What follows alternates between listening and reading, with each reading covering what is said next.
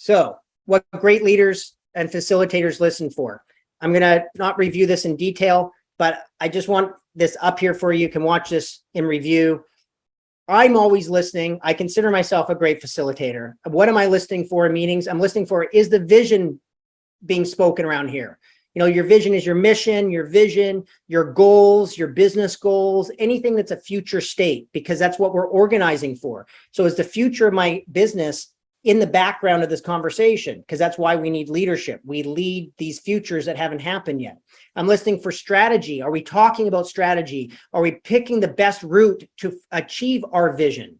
Okay, are we getting into actions? What is the actual work to get done? So we're not just talking about strategy and vision, but we're bringing it down to reality. It's hitting people's workflows and their accountabilities. I'm thinking from accountability. Okay, who's going to do that? And by when are they going to do that? And who is needed for that? And do we need an extra team? And do we need no team? But who's accountable? And I've just one quick point here.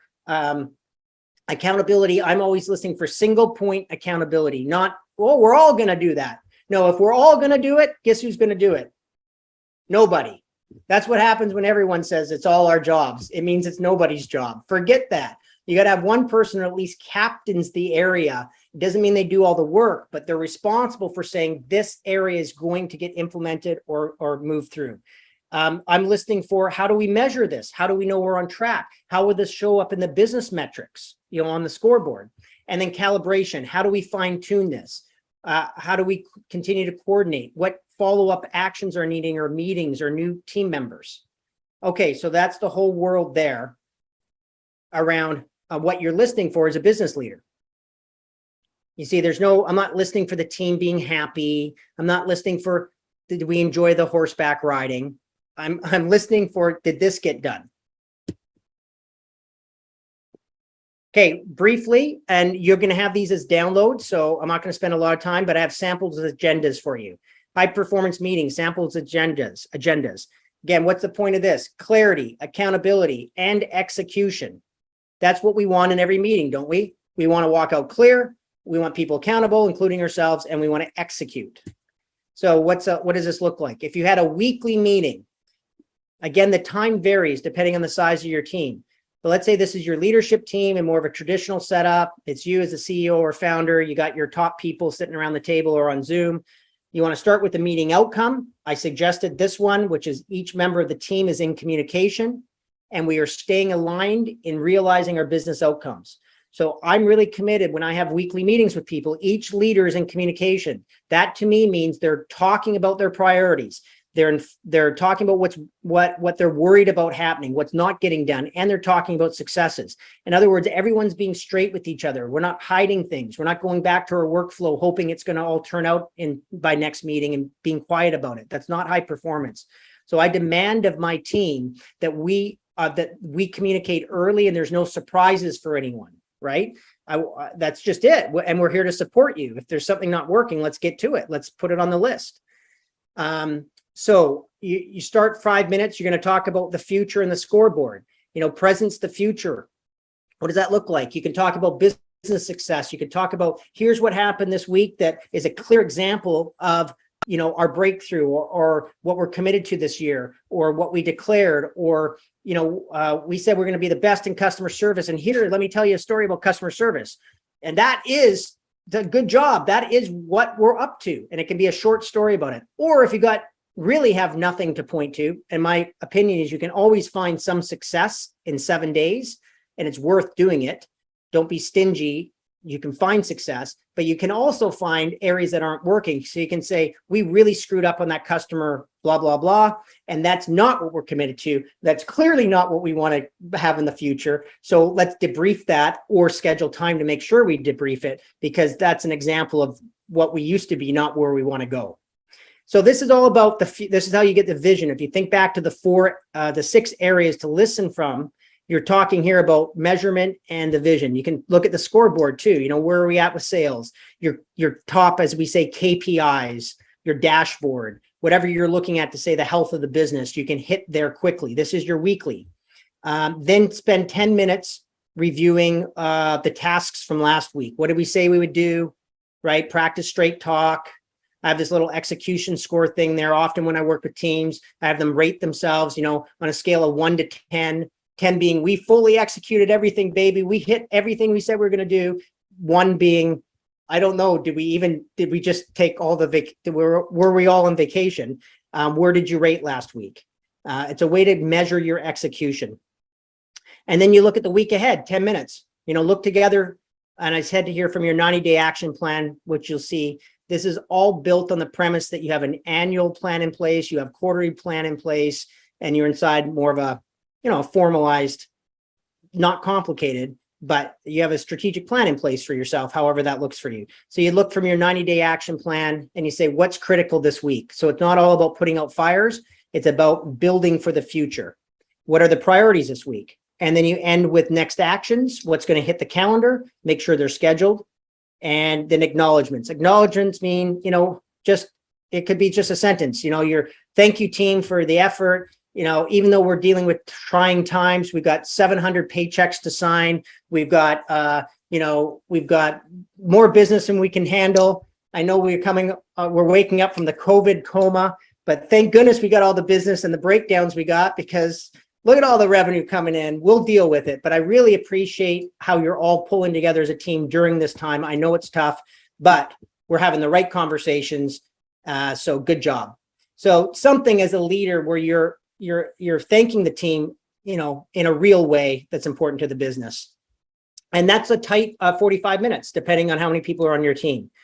So given my time here, I'm not going to review the monthly and quarterly in detail, but the main thing is you're going to go a little deeper on a monthly one, and you want to schedule here. I said 2 hours. So you're going to look a little deeper at your main strategies that have you coming backwards from what you've planned for the year. And again, this is all on a download. You can PDF download this. And you have more time to reset your priorities and strategies for the next 90 days and the next 30 days, right? So your weekly meetings now sit inside this monthly thinking. And the monthly thinking sits inside the quarterly thinking, which I recommend 4 to 8 hours at least quarterly, every 3 months, to now sit back and say, where are we at in the big spectrum of this year, right? Are we on target for what we said? Are our key strategies, are we moving them forward? Do we have to rethink or reset? So here you are, and always with next actions, etc. And after each of these meetings, you should have some way to keep in existence what people said they were going to do. Next action, by who, by when. This should not be people's to-do list. You're not micromanaging people here. And again, depending on what level of leadership you're operating at, I don't need to see everyone's to-do list if I'm leading a team. This is more the big team actions, what we want to revisit weekly as a team, right? That came out, the priorities of the meeting. All right, everyone. So wrapping up here, final tips and takeaways. I also have a PDF download for you. So much value packed into here of a meeting preparation checklist, which brings back some of the key things we talked about here. But here it is. You can download it. And, you know, what is the desired outcome of the meeting? That's the number one question you can ask. And then as you're preparing for meetings, what's the length of the meeting? Who's needed to attend? Is the meeting scheduled well in advance? Is the meeting invitation clear and to the point? Have I spoken with key stakeholders and aligned on the outcome? Is there anyone else who needs to be prepared to help lead? Do I have a clear agenda with time blocking? Do I have a perfect environment for this meeting to happen? Are all tech and other logistics thought through? Have I walked through the meeting in my mind in my preparation? And am I grounded in the outcome and ready to lead this meeting? And then there's a space there for other notes and follow-up. Okay. So takeaways, stand in the outcome. Forget everything I said, stand in the outcome and go have fun. But the outcome is your North Star. It directs you, you know, if you forget why you're in the meeting and why you're leading it, you have that 1 or 2 sentences to go back to and say, okay, let's bring ourselves back to what we want to accomplish here today. Prepare, prepare, prepare. If your meetings are ineffective, I promise you, it's not so much your leading of them as your preparation of them. And find your self-expression and have fun. So that's the last piece. Find your self-expression, have fun.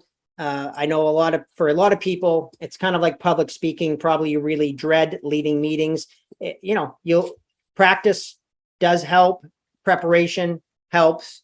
And mostly if you can just be there as a normal human being with your partners looking at a real area of the business, you can't go wrong. It's when we're pretending that it's about us, or we're supposed to come up with some good ideas, or we're on stage and we should have the right answer and all that stuff, where we get tripped up. So don't do that stuff. Just go to being with your peers and looking with them at real issues in the business, and you'll always be a contribution to any meeting you're in. Action items. Download the sample agendas guide, download the preparation checklist, download the bonus 5 tips I didn't even put on screen, but they're pretty good, and get your team together and rediscover the pleasure of leading a perfect meeting. All right. And as always, you can find me at chadgibson.com. And as always, thank you for the Leadership Academy members who are here today. And for anyone else listening to this in the future, my intention always is to empower you with insights, and most importantly, leave you with something that's going to drastically impact your ability to lead others and produce the results you love in life, so you can sleep better, have a better weekend, have more confidence, make more money. I don't know, what else do we want as leaders? More leverage, less work, more play, more fun, more impact, all that good stuff. So I acknowledge you for being on here. Obviously, as somebody committed to your own expression of leadership in the world, in your company, and on the planet. And we will see you on a future mastermind. Thank you.